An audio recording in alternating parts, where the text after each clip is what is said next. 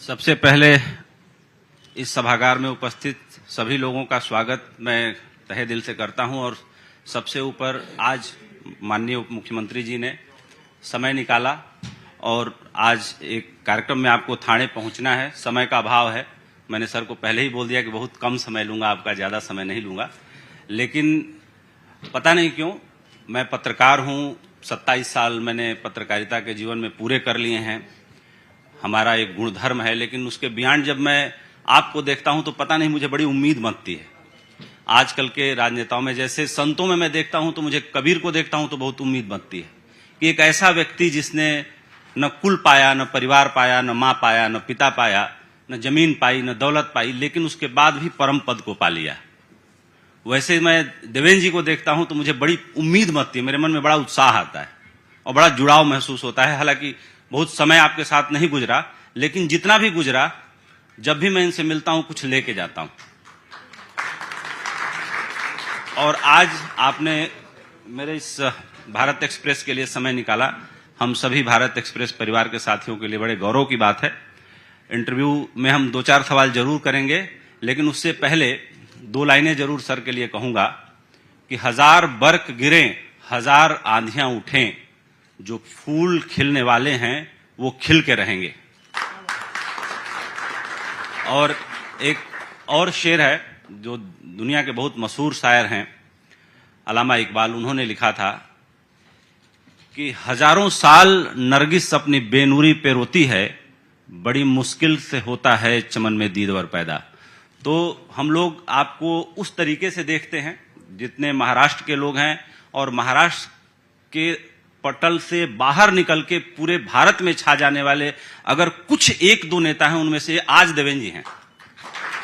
पूरे लोग उनको उस तरीके से देखते हैं। और मैं चाहूंगा कि नीचे तो सर का मैंने स्वागत किया, इस मंच पे भी एक पुष्पगुच्छ देके स्वागत करूं।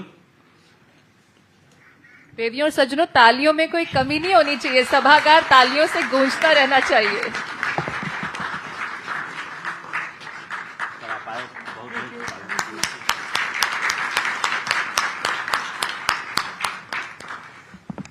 तो हम लोग इस सेशन की शुरुआत करते हैं। देवेंद्र जी के बारे में इतने कम समय में आपने महाराष्ट्र के लिए इतना काम किया, तो सवाल 1000 हैं, लेकिन कुछ सवाल जरूर मैं आज सर से पूछूंगा। सबसे पहले मैं पूछूंगा कि मुंबई को ट्रांसफॉर्म करने के लिए जब आप 2014 में महाराष्ट्र के मुख्यमंत्री बने, तो किन योजनाओं को करने में आप सफल हुए? और अभी जो कोस्टल रोड चल रहा है, बुलेट ट्रेन के प्रोजेक्ट में अभी लग रहा है थोड़ा सा कहीं कोई बाधा है। जैतापुर परमाणु बिजली संयंत्र जो है, वो काम भी आपका बहुत एम्बिशियस प्रोजेक्ट था, लेकिन कहीं न कहीं उस प्रोजेक्ट में रुकावट आई। और ये बहुत अच्छा मंच है भारत एक्सप्रेस का, जिसमें मैं चाहूंगा कि जनता को बताएं कि कैसे आई। पहले तो आपका बहुत बहुत धन्यवाद, आपने इस ऊर्जा समिट में भारत एक्सप्रेस की ओर से निमंत्रित किया। और मैं ऐसा मानता हूं कि आज एक ऊर्जावान भारत हम लोग देख रहे हैं, जिसकी शुरुआत 2014 में हुई और ये ऊर्जा लगातार बढ़ रही है। तो आपने जो सवाल किया, 2014 में जब मैं चुनकर आया, मुख्यमंत्री बना, तो आज ये जो ट्रांसफॉर्मेशन हम लोग देख रहे हैं, इसमें से कोई आइडिया मेरा नहीं है। किसी भी आइडिया की शुरुआत ये मैंने नहीं की मुंबई के लिए। ये बहुत पहले चीजें कंसीव हुई थी, कोई कर नहीं पा रहा था। मसलन आज जो 22 किलोमीटर का हम लोग अटल सेतु देखते हैं, ट्रांस हार्बर लिंक, इसका विचार सबसे पहले नेहरू जी के जमाने में आया और इसका खाका ये सन 1972 में JRD टाटा ने तैयार किया कि किस प्रकार से ये हो सकता है। लेकिन प्रॉब्लम ये था कि इसकी उपस्थिति साल में एक बार किसी बड़े अखबार पे, मसलन टाइम्स ऑफ इंडिया में एक बड़ी न्यूज आती थी, मुंबई और नई मुंबई जुड़ेंगे, ऐसा ऐसा ट्रांस हार्बर लिंक बनेगा और हिंटरलैंड से जुड़ने के कारण मुंबई का विकास होगा। लेकिन होता कुछ नहीं था। एक सवाल बीच में रोक के पूछ रहा हूं, जैसे जब मैं मुंबई में रहता था 99 से 2009, तो ये जो सी लिंक हम देखते हैं, इसको बनने में 9-10 साल लग गए, लेकिन अटल सेतु को आपने अपने नेतृत्व में बहुत तेजी से बनवाया। तो कैसे इतना तेजी से बन के डिलीवर हुआ? तो एक्चुअली जिस समय मैं मुख्यमंत्री बना तो मैंने ये तय किया कि ये सिर्फ कागज पे नहीं रहना चाहिए, इसको हमको फाइनल करना है। तो पहले उसका अलाइनमेंट फाइनल किया। अलाइनमेंट फाइनल करते समय एनवायरनमेंट की बड़ी अड़चने थी।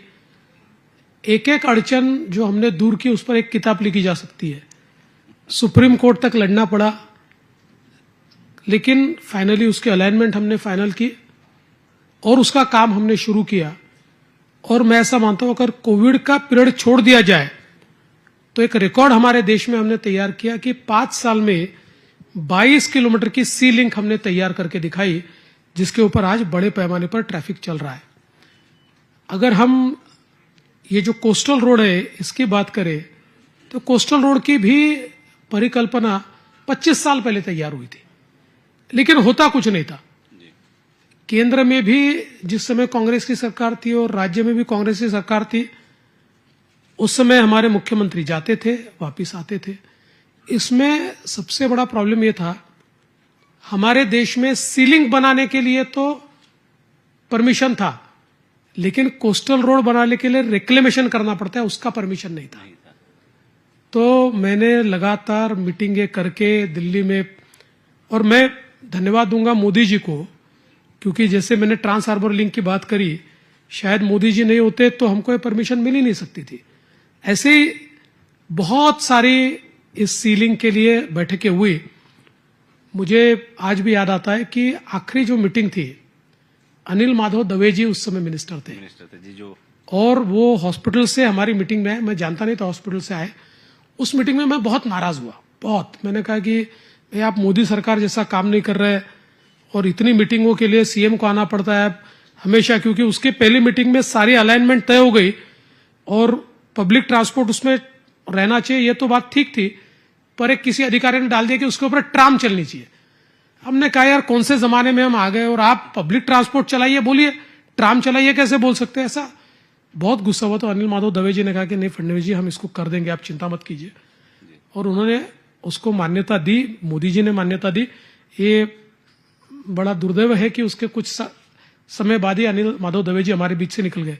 तो मैं कहना इतना ही चाहता हूं कि ये सारे प्रोजेक्ट जो है, चाहे वो अंडरग्राउंड मेट्रो हो, चाहे नई मुंबई का एयरपोर्ट हो, जो 20 साल पहले कंसीव हुआ था, कोई कर नहीं रहा था। और हमने इसको करने के लिए जैसे एक हम लोगों ने प्रोसेस हमारी जो तैयार की, क्योंकि मुंबई में अगर एक प्रोजेक्ट करना है तो 18 अलग अलग एजेंसी है जिनसे आपको परमिशन लानी पड़ती है, जी। और हर एजेंसी को लगता है कि इस परमिशन की फाइल पर बैठना ये मेरा जन्मसिद्ध अधिकार है। तो एक एक साल बैठा तो 18 साल तो परमिशन में लगते हैं। तो हमने जितने प्रोजेक्ट्स हैं, इन प्रोजेक्ट्स में हमारी एक वॉर रूम तैयार की थी और इस वॉर रूम में सभी को साथ में बैठाते थे और हमें कहते थे कि आपकी तकलीफें क्या है बताइए, उसका निवारण यहां करेंगे, फाइल पर मत बैठिए।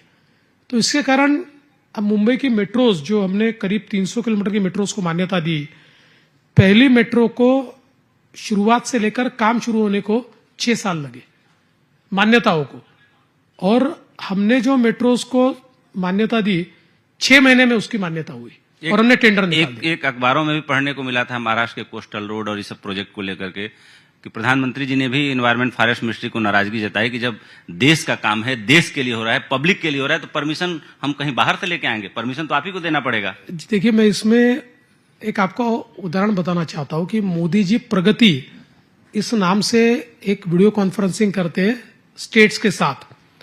तो जब ये न्यू मुंबई एयरपोर्ट का मैं सब ले रहा था, 8 ऐसी परमिशंस मुझे मिली कि जो सालों से अलग अलग एजेंसियों के पास अटकी हुई नहीं मिल रही है। तो मैंने प्रधानमंत्री कार्यालय से विनती करके इसको प्रगति में इनलिस्ट कर दिया। आपको आश्चर्य होगा, जिस दिन प्रगति की मीटिंग थी उस दिन सुबह तक 7 परमिशंस मुझे मिल गई, 1 परमिशन बाकी थी।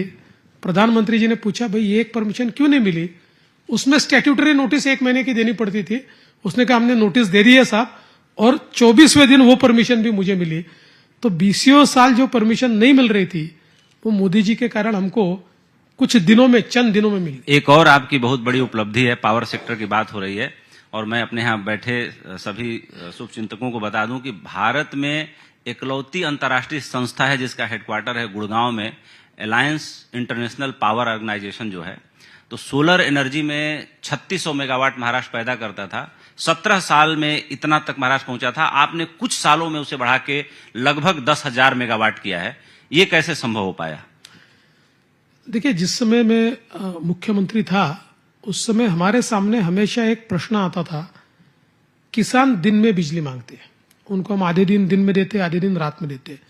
इसका कारण यह है कि हम किसानों को जो बिजली देते हैं वो हमको 8 साढ़े 8 रुपए में पड़ती है, और किसान से हम लोग 1 रुपया सवा रुपया लेते हैं। एक बड़ी गैप उसमें है, बहुत सब्सिडी देनी पड़ती है।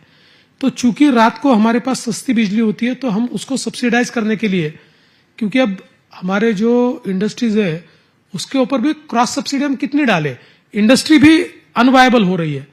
तो उस समय एक विचार मेरे मन में आया कि क्यों ना हम लोग जो हमारे एग्रीकल्चर फीडर है उन फीडर को सोलराइज करें, उनको सोलर के ऊपर हम लोग अगर चार्ज करेंगे तो एक डिस्ट्रीब्यूटेड सोलर सिस्टम भी तैयार होगा, किसानों को हम लोग दिन में बिजली भी दे पाएंगे और क्लीन एनर्जी भी हम लोग दे पाएंगे। इससे हमारे जो इंडस्ट्री के ऊपर जो हम लोग क्रॉस सब्सिडी चार्ज लगाते हैं उसको भी हम कम कर पाएंगे।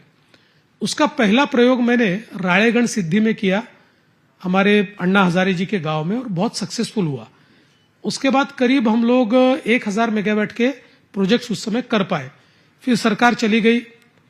अभी नए सिरे से जब सरकार आई तो उस समय हमने ये तय किया कि हम इसको रीलॉन्च करेंगे, और मेरे सारे अधिकारी यहाँ पर बैठे हुए, हमारी ऊर्जा सचिव है, हमारे एमडीज वगैरह सारे बैठे हुए हैं।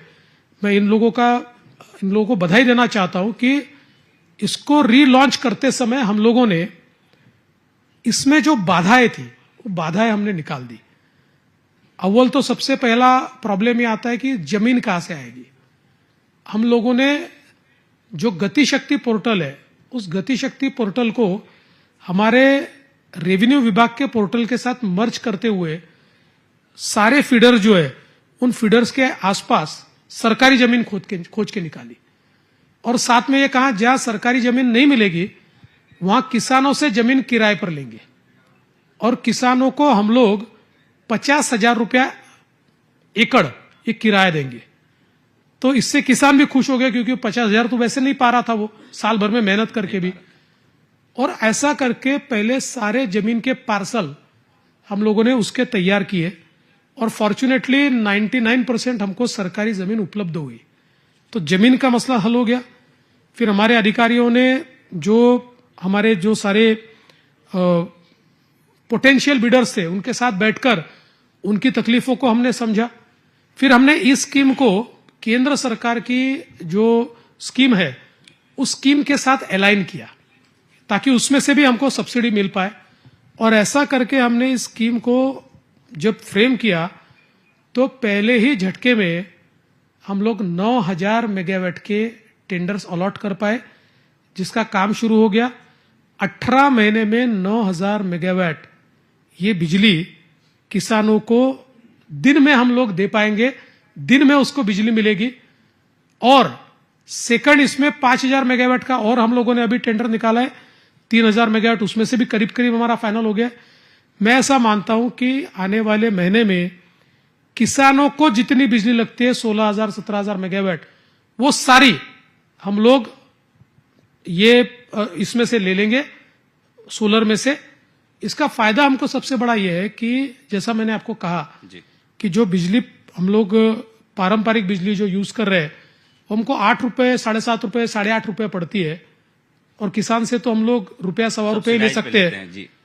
अभी हम लोगों को ये बिजली जो सौर ऊर्जा है ये हम लोगों को 3 रुपए 8 पैसे में एवरेज पड़ रही है। तो मतलब यूनिट के पीछे हम 5 रुपया बचा पा रहे हैं। तो इसका अगर हम सीधा हिसाब लगाए तो हम लोग जो बिजली खरीदते हैं, समझिए डिस्ट्रीब्यूशन कंपनी बिजली खरीदती है, भले हमारी पावर यूटिलिटी से खरीदे या बाहर से खरीदे, तो इस बिजली की खरीद में 10,000 करोड़ रुपए की बचत है। जो डायरेक्ट सब्सिडी हम देते हैं उसमें 5,000 करोड़ की सब्सिडी है, और धीरे धीरे हम लोग ये जो हमारे इंडस्ट्री के ऊपर क्रॉस सब्सिडी का एक चार्ज हमने लगा के रखा हुआ है उसको भी नीचे ला पाएंगे तो एक विन विन सिचुएशन हमारे लिए तैयार हो गई कि हम लोग पैसा भी बचा रहे और किसानों को दिन में बिजली भी दे पा रहे, और देश की पहली किसानों के लिए अलग ऊर्जा कंपनी ये हमने तैयार कर ली है। ये बहुत बड़ी उपलब्धि की बात है। उपलब्धि भी इसलिए है कि दिल्ली एनसीआर में पहली बार जब पावर बहुत पीक पे इस्तेमाल हुआ तो करीब करीब 8,826 मेगावाट दिल्ली में, जबकि दिल्ली की भी पॉपुलेशन अब लगभग 3 करोड़ के आसपास पहुंच गई है। भले वो सेंसस काउंटिंग में भी नहीं आया हो, लेकिन अगर किसानों के लिए महाराष्ट्र सरकार ने लगभग 10,000 मेगावाट सोलर पावर से तैयार किया है तो वाकई इस काम की तारीफ की जानी चाहिए। और पावर सेक्टर की बात हो रही है सर, तो 44,000 मेगावाट से ज्यादा पावर महाराष्ट्र सरकार पैदा करती है, और कुछ जो राज्य हैं जो पावर जो है सफिशिएंट सरप्लस बिजली पैदा करते हैं, जो अलग राज्यों को भी सहयोग देते हैं। मैं आपसे ये जानना चाहता हूं कि जो हो चुका वो तो सबके सामने है, पावर सेक्टर को और ज्यादा एम्पावर करने के लिए आपके नेतृत्व में और क्या क्या योजनाएं हैं, क्या क्या नए पावर प्लांट आने वाले हैं? मैंने सुना कि अडानी ग्रुप भी पावर प्लांट लेके आ रहा है, जिंदल ग्रुप भी पावर प्लांट लेके आ रहा है, बाहर की भी कुछ कंपनियां हैं जो यहाँ पे एमयू करके सरकार के साथ पावर प्लांट लगाना चाह रही हैं। ऐसे में इतने बड़े काम के लिए फाइनेंस जुटाने में सरकार कैसे मदद करती है इन लोगों को? देखिए, पहली बात तो यह है कि अभी हम पीक डिमांड में करीब 30,000 मेगावाट पे जा रहे हैं, जो मैं ऐसा मानता हूं देश में सबसे ज्यादा है, देश में मैक्सिमम है जी। और स्थापित क्षमता हमारी करीब 44,000 मेगावाट तक है। लेकिन अभी यह ध्यान में आ रहा है कि जिस तेजी से हमारी अर्थव्यवस्था बदल रही है, और हम तो $1 ट्रिलियन इकोनॉमी की बात करते हैं, we want to make Maharashtra first $1 trillion economy, sub national economy, तो इसमें सबसे ज्यादा आवश्यकता पड़ेगी ये बिजली की। एक प्रकार से एनर्जी ट्रांजिशन में 2030 तक हम लोग देख रहे हैं कि इतने बड़े पैमाने पर इलेक्ट्रिक व्हीकल हमारे पास आएंगे, और धीरे धीरे जिस तेजी से हम लोग इसमें ट्रांसफॉर्मेशन कर रहे हैं, तो इसमें मैं ऐसा मानता हूं कि आने वाले 10 सालों में शायद हमको पेट्रोल डीजल की गाड़ियां देखने को मिले या नहीं मिले, इतनी तेजी से ट्रांसफॉर्मेशन चल रहा है। तो ये सारी चीजों के लिए लगने वाली है बिजली। बिल्कुल, बिजली के सिवा तो कुछ होने ही नहीं वाला है। तो आज हम लोग जो बिजली के बढ़ोतरी का कर्व देखते हैं वो शायद हमारे इमेजिनेशन से भी आगे जाने वाला है, और फिर ऐसा ना हो कि एक और हम $1 ट्रिलियन की बात करें और दूसरी ओर हम लोग लोड शेडिंग करें। तो इसलिए उसका भी हम लोगों ने विचार करते हुए कई चीजों को हमने किया है। जैसे हमने पंप स्टोरेज में महाराष्ट्र ने बहुत बड़ा काम किया है, और मैं ऐसा मानता हूं कि आने वाले दिनों में, चूंकि जिस समय पीक आवर होता है तो पीक आवर में कई बार बिजली फिर बाहर से खरीदनी पड़ती है, 11 रुपए में, 12 रुपए में खरीदनी पड़ती है। और नॉर्मली आप अगर देखें तो जो हम लोग कोल फायर्ड बिजली वगैरह तैयार करते हैं, इसमें ऐसा नहीं है कि आपकी जरूरत आपको नहीं है तो बंद कर दिया, जरूरत है तो शुरू कर दिया, switch on and switch off नहीं कर सकते।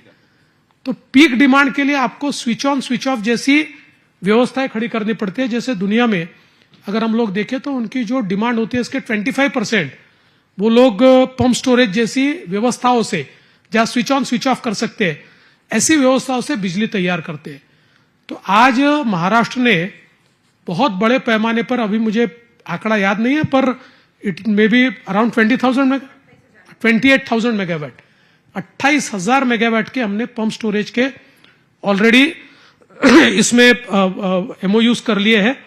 और इसमें आपने जो नाम लिया, ऐसी सारी, यानी जितनी पावर सेक्टर में काम करने वाली देश की, चाहे वो सरकारी यूटिलिटीज हो चाहे प्राइवेट यूटिलिटीज हो, सबने महाराष्ट्र के साथ एमओयू किया है, सबका काम चल रहा है। उसमें से हम लोगों ने अभी करीब 5,000 मेगावाट का एक टेंडर भी हम लोगों का हो गया, जिसमें वो टेंडर हम लोगों ने क्लोज किया है। तो एक प्रकार से पिकिंग के लिए ये व्यवस्था हमने की है। दूसरा, हम लोगों ने अभी करीब 1,600 मेगावाट का एक इस प्रकार से हाइब्रिड एक टेंडर निकाला, जो हमने अभी क्लोज किया है, कि जिसमें कोल के साथ साथ हम लोग इसका बाइंडिंग करना चाहते हैं सौर ऊर्जा का, तो सोलर का। तो जिसके कारण क्या होता है कि हम लोग हमेशा देखते हैं कि कोयले की जो बिजली है उसके दाम बढ़ते ही जाते हैं, इन्फ्लेशन का उस पर ज्यादा असर होता है। तो हम लोगों ने ब्लेंडिंग इस प्रकार से इसका किया है कि जिसके कारण हमको लॉन्ग टर्म तक कम रेट में और एक ही रेट में बिजली मिलेगी। तो एक नया प्रयोग देश का हम लोगों ने 1600 मेगावाट का किया है, जिसमें हम लोगों को एक लॉन्ग टर्म के लिए 15-16 साल तक करीब करीब एक रेट से हमको बिजली मिलेगी। तो ऐसे कई प्रयोग हमने किए जिसके कारण हम लोग ये मानते हैं कि हमें आने वाले दिनों में अगर $1 ट्रिलियन इकोनॉमी करनी है तो हमारी स्थापित क्षमता ये 44,000 मेगावाट से नहीं चलेगी, करीब 80,000 मेगावाट तक ले जानी पड़ेगी। तो उस दृष्टि से जितना प्लानिंग करना चाहिए और एग्जीक्यूशन करना चाहिए ये करीब करीब पिछले 2 साल में हमने कर लिया है। मैं तो ऐसा मानता हूं कि पिछले 2-2.5 सालों में अगर आप महाराष्ट्र में बिजली के क्षेत्र में जो काम हुआ है इसकी एक पुस्तिका तैयार करें, या इसके ऊपर आप अभी आपका प्रोग्राम चल रहा है पर इस पे आप एक फिल्म तैयार करें, तो आपको ये दिखेगा इतने पाथ ब्रेकिंग इनिशिएटिव्स आपको किसी राज्य में नहीं दिखेंगे। और इतनी तेजी से हुआ काम, देखिए खाका तो हमेशा बनता है, पेपर पे बनता है, लेकिन एक्चुअल टेंडर होकर, वर्क ऑर्डर होकर और काम चालू हो रहा है, इस प्रकार की परिस्थिति आपको देखने को नहीं मिलती। वो हमने महाराष्ट्र में करके दिखाया है। तो मैं ऐसा मानता हूं कि अभी ग्रीन हाइड्रोजन में हम लोगों ने पहल की, और ग्रीन हाइड्रोजन में पहली ग्रीन हाइड्रोजन पॉलिसी ये महाराष्ट्र ने तैयार की, और इसमें बहुत हम लोगों को निवेशकों ने एक प्रकार से उसको बहुत अच्छा रिस्पांस किया। अभी कई निवेशक हमारे पास आए, वो वर्किंग कर रहे हैं। हम लोगों ने कहा है कि पहले 3 निवेशक जो हम लोगों ने उसके कुछ बेंचमार्क्स तैयार किए, इन बेंचमार्क्स को पूरा करेंगे उनको हम एक्स्ट्रा सब्सिडी दे रहे हैं। तो उसके कारण भी एक कंपटीशन बढ़ी है कि एक समय सीमा के अंदर ये सारी चीजें समाप्त करनी है। जैसे मैंने आपको बताया कि हम लोग जो 18 महीने में सोलर एनर्जी तैयार कर रहे हैं, वो क्यों 18 महीने में हो रही है? क्योंकि 18 महीने में जो पूरा करेगा उसको 30% सब्सिडी है, तो इसलिए उसकी जरूरत है उसको 18 महीने में पूरा करना। क्या सर, महाराष्ट्र सोलर पावर में चूंकि बहुत बड़ा नंबर है, 9,200 मेगावाट, लगभग 10,000 मेगावाट, क्या महाराष्ट्र देश का नंबर 1 स्टेट है सोलर पावर में? देखिए, हम डिस्ट्रीब्यूटेड सोलर में नंबर 1 बनेंगे, सोलर में नहीं बनेंगे। क्यों नहीं बनेंगे? क्योंकि आप राजस्थान और गुजरात का विचार करें तो यहां पर बहुत जगह है, क्योंकि रेगिस्तान है, तो वहां पर 10,000 मेगावाट 20,000 मेगावाट करने के लिए 50,000 एकड़ की जगह कंटिन्यूअस मिल जाती है वहां पर खुली हुई। लेकिन उसमें और हमें फर्क क्या है? हमें फर्क यह है कि वी आर डिस्ट्रीब्यूटेड, तो हमारे यहां पर हम लोगों को उसका वहन नहीं करना है, पारेषण नहीं करना है। हम लोगों ने हमारे जो सिस्टम्स है उसके पास ही हम लोगों ने इसकी व्यवस्था की है। तो इसके कारण मैं ऐसा मानता हूं कि एक प्रकार से हम लोग ज्यादा ग्रीन है, वी आर मोर ग्रीन। और एक जगह पर इतना बड़ा तैयार करना आसान है, पर डिस्ट्रीब्यूटेड आपके 8,000 फीडर है और 8,000 फीडर को आपको सोलराइज करना है, और 4,000 आप अलग अलग प्रकार के या 2,000 प्लांट्स लगाकर उसको सोलराइज कर रहे हैं। तो एक बहुत बड़ा नेटवर्क। मैं ऐसा मानता हूं कि डिस्ट्रीब्यूटेड सोलर जनरेशन में महाराष्ट्र इज नंबर 1, और मुझे नहीं लगता कि हमारा रिकॉर्ड कोई तोड़ पाएगा।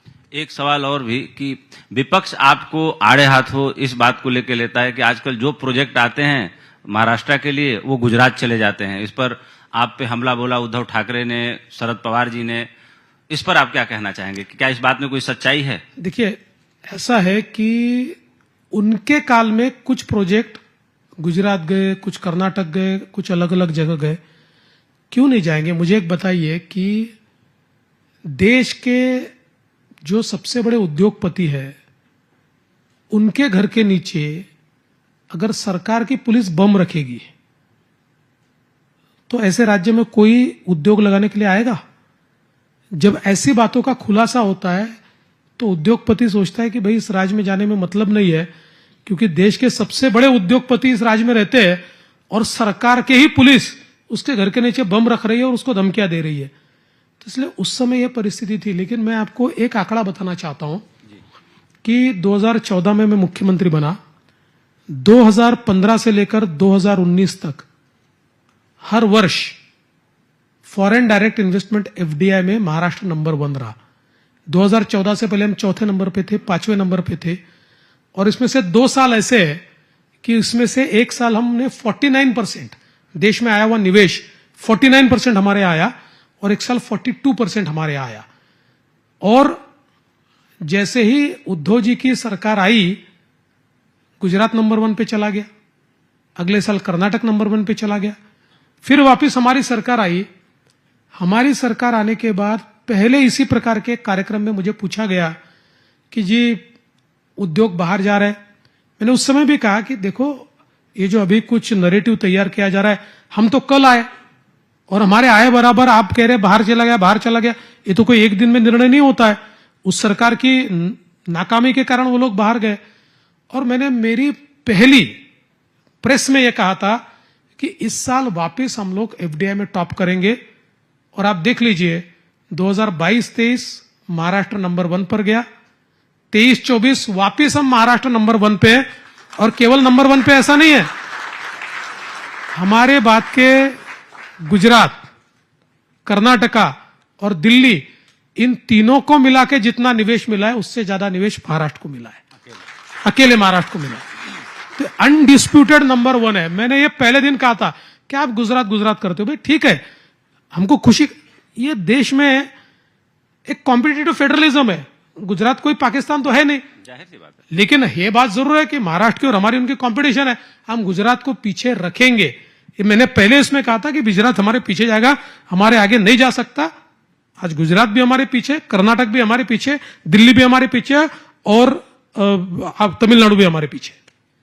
आजकल एक बहस बहुत ज्यादा चल रही है, और एक दिल्ली, वहां पे कल्की धाम के बड़े संत हैं, उन्होंने सनातन को लेकर के एक बहस छेड़ दी है।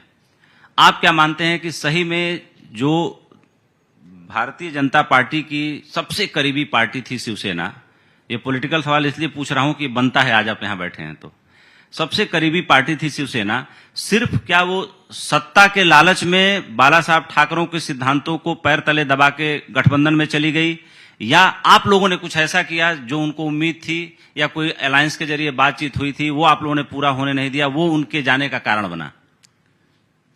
देखिए, मैं आपको बहुत साफ कहता हूं, केवल और केवल सत्ता के लिए, केवल और केवल कुर्सी के लिए, केवल और केवल मुख्यमंत्री बनने के लिए वो वहां गए, इसका दूसरा कोई कारण नहीं है। हम साथ में चुनाव लड़े थे। चुनाव के हर भाषण में मोदी जी कहते थे, अमित भाई कहते थे, नड्डा जी कहते थे, और स्वयं उद्धव जी भी ये कहते थे कि मेरे नेतृत्व में चुनाव लड़ा जा रहा है, देवेंद्र फडणवीस के नेतृत्व में चुनाव लड़ा जा रहा है। बार बार ये घोषणा हुई थी कि हमारा मुख्यमंत्री पद का उम्मीदवार देवेंद्र फडणवीस है। अगर कोई वादा होता तो उस समय उद्धव जी ऑब्जेक्शन लेते कि नहीं भाई, ये क्यों आप कह रहे, वादा तो ऐसा हुआ है। उन्होंने कभी कहा नहीं। जैसे ही नंबर फंसे और उनके ध्यान में आया कि मैंने अगर पार्टी बदली, पाला बदला, तो एक नई सरकार बन सकती है, तो उन्होंने उसका प्रयोग किया। और प्रयोग करते समय उन्होंने श्रद्धेय बाला साहब ठाकरे जी के विचारों को अपने कदमों तले रौंद दिया। और आज भी अपने भाषणों में वो सनातन की बात, हिंदुत्व की बात करते हैं, लेकिन व्यवहार उसके बिल्कुल विपरीत है। आज परिस्थिति यह है, हमने इस चुनाव में देखा कि शिवसेना, यानी उनकी जो उबाठा सेना है, उस उबाठा सेना के जो उम्मीदवार थे, उन उम्मीदवार का प्रचार करने के लिए बंबई मुंबई बम विस्फोट के आरोपी ये उनका प्रचार कर रहे थे। एक उनकी बड़ी रैली चल रही थी, उस रैली में पाकिस्तान का झंडा लगा हुआ था और लोग उस पर नाच रहे थे। अब मुझे बताइए, अगर श्रद्धेय बाला साहब ठाकरे जीवित होते तो क्या इस चीज को सहन कर सकते?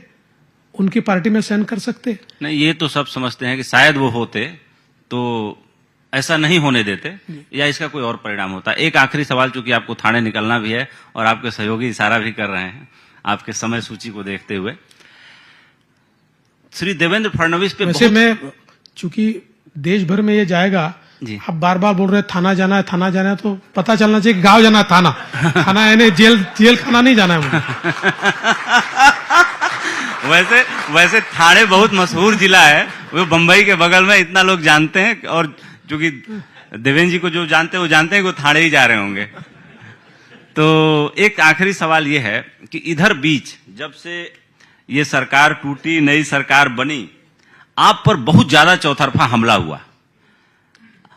क्यों इतना हमला आपको क्यों झेलना पड़ रहा है? देखिए, हमारी जो विरोधी पार्टियां हैं, इनको ये पता है कि इस सरकार की और अपोजिशन की या उनके अपोजिशन की ताकत ये बीजेपी है।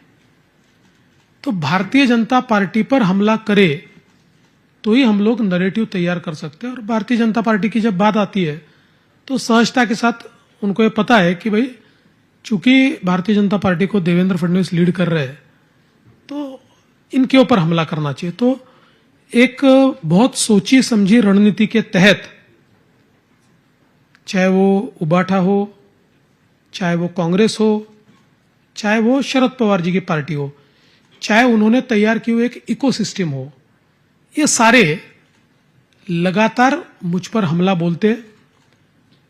मतलब इतना कोऑर्डिनेटेड एफर्ट है कि परसों मैंने उद्धव जी के ऊपर कोई बात कही तो उद्धव जी की सेना के हैंडल तो कम, मेरे ऊपर सबसे ज्यादा हमला किया कांग्रेस के हैंडल्स ने। तो इतना कोऑर्डिनेटेड हमला ये चल रहा है। ये लोग समझ रहे कि मैं अभिमन्यु हूं, चक्रव्यूह से बाहर नहीं आ सकता। इनको पता नहीं मैं आधुनिक अभिमन्यु हूं, चक्रव्यूह तोड़ना भी जानता हूं। क्या बात है। एक छोटा और सवाल जो बनता है और सब लोग जानना भी चाहते हैं, आप मुख्यमंत्री भी रहे, आप उप मुख्यमंत्री भी हैं, और आप उप मुख्यमंत्री हैं, लेकिन लोग आपको मुख्यमंत्री मान के ही ट्रीट करते हैं, क्योंकि मुख्यमंत्री ही होता है, भले ऊपर नीचे नंबर व्यवस्था जो बनाए। करप्शन एक बहुत बड़ा मुद्दा है पूरी दुनिया में, और भारत में तो है ही। आप काजल की कोठरी में रहते हुए भी एक लीक आप पे काजल नहीं लगा कभी, कैसे बचा ले गए अपने आप को? देखिए, मैं एक बात कहता हूं कि मैं हमेशा ये कहता हूं कि मैं दुनिया का सबसे ईमानदार आदमी हूं, ऐसा मैंने कभी दावा नहीं किया है। क्योंकि राजनीति में हम लोग जब काम करते हैं तो कई बार हमको ऐसे अलायंसेस करने पड़ते हैं, ऐसे कॉम्प्रोमाइजेस करने पड़ते हैं कि जो शायद हमारी मूल भूमिका के खिलाफ होते हैं।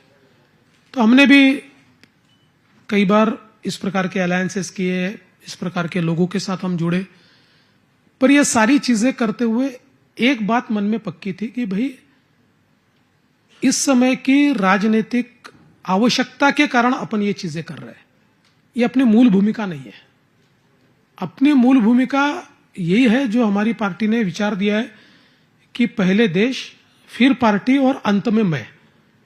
ये जो विचार पार्टी ने दिया है, इस विचार के लिए हमको काम करना है। इसलिए एक प्रकार से उस समय की आवश्यकता के अनुसार मैंने कई कॉम्प्रोमाइजेस किए होंगे, लेकिन व्यक्तिगत जीवन में जिस प्रकार से जीना चाहिए उसमें मैंने कभी कॉम्प्रोमाइज नहीं किया। और अनावश्यक केवल खुद के लिए, अपने परिवार के लिए या अपनों के लिए मैंने कभी कॉम्प्रोमाइज नहीं किया। बिल्कुल। आज आपने समय निकाला, क्योंकि आपको जाना है एक प्रोग्राम में, वहां मुझे पता चला गवर्नर साहब भी आ रहे हैं, लेकिन दिल्ली से हमारे 4 वो लोग आए हुए हैं जो मेरे साथ बैठते हैं और आपके बारे में हम लोग घंटों चर्चाएं करते हैं। ये लोग रास्ता भटक के पहले दादर चले गए थे, कहीं यशवंतराव ऑडिटोरियम में, गूगल ने इनको पहुंचा दिया। अब ये लोग सामने दिख रहे हैं, उसमें एक मेरा छोटा भाई है, बहुत ही अच्छा गायक है, बिस्मिल नाम से। इसके एक एक क्लिप को कम से कम 10-10 मिलियन बिलियन लोग आजकल देखते हैं। तो इन सबकी इच्छा थी आपके साथ फोटो खिंचवाने की। जरूर। इन सबको मैं इन्वाइट करता हूं, क्योंकि उसके बाद आपको फिर हम लोग बाहर छोड़ने चलेंगे। सर, बहुत बहुत धन्यवाद, आपने समय निकाला। Thank you. तो अक्षय, मानव, बिस्मिल, जतिन, आप सभी लोग आ जाइए, क्योंकि सर के पास टाइम कम है, बिल्कुल, तो ये काम तुरंत अविलंब कर लेते हैं हम लोग। बिल्कुल, इस दरमियान हम इस फोटो सेशन को होता देखेंगे। मैं यहाँ पर हमारे सीएमडी श्री उपेंद्र राय से यहाँ इल्तिजा करूंगी, माननीय उप मुख्यमंत्री जो हमारे बीच यहाँ मौजूद रहे और ऊर्जा के क्षेत्र में सरकार द्वारा किए जा रहे तमाम अथक प्रयासों के बारे में विस्तार से हमें तमाम बातों से अवगत कराया। एक स्मृति चिन्ह भी इस दरमियान उप मुख्यमंत्री श्री देवेंद्र फडणवीस को वो भेंट करें।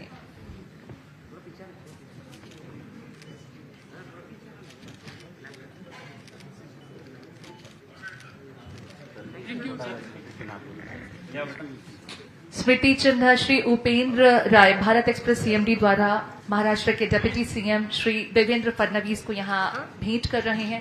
तालियां नहीं कम होनी चाहिए।